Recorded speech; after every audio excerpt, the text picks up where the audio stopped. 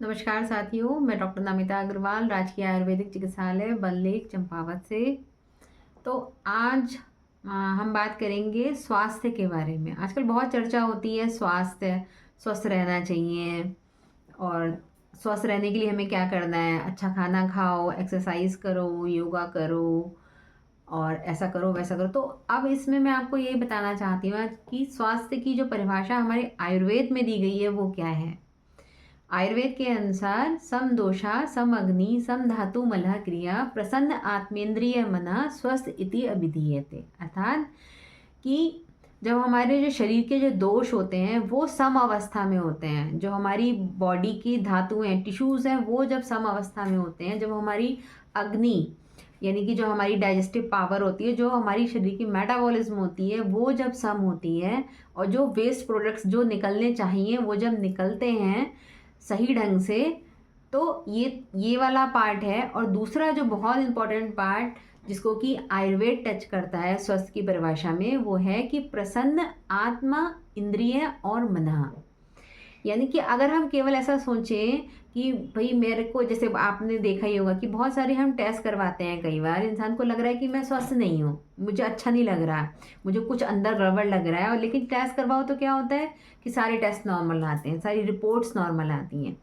तो वहाँ पे जब रिपोर्ट्स नॉर्मल आ रही हैं, जब शरीर ठीक लग रहा है, लेकिन इसके बावजूद भी इंसान को प्रॉब्लम फील होती है, तो उसका कारण क्या है? उसका कारण ये है कि स्वास्थ्य जो है वो केवल ये नहीं है कि मेरे शरीर के जो पैरामीटर जो बाहर से मेजरेबल वाले हैं, जो मैंने टेस्ट करवाए, वो नॉर्मल है।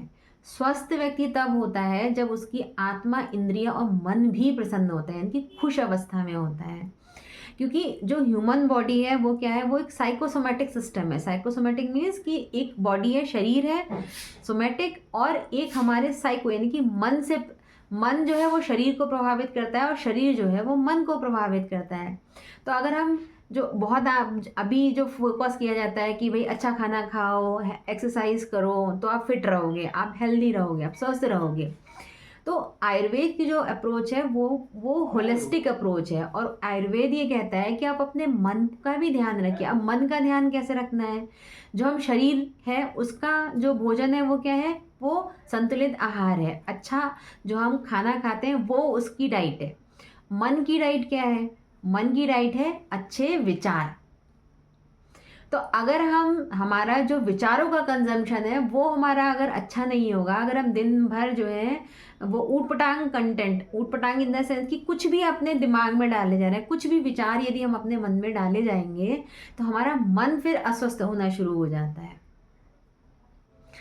तो इसलिए जो हम स्वस्थ की जो आयुर्वेद की परिभाषा है, हम उसको फॉलो यदि करें, तो हम जिस उद्देश्य से एक मनुष्य इस पृथ्वी पे जो आता है, उस उद्देश्य को हम तभी केवल पूरा कर सकते हैं जब हम खुद को केवल ये शरीर ना समझ के हम ये समझें कि ये जो हम दिखाई दे, जो हमारी बीइंग है, वो कॉम्बिनेशन है। कॉम्बिनेशन है हमारी बॉडी का, हमारी माइंड का और हमारी सोल का।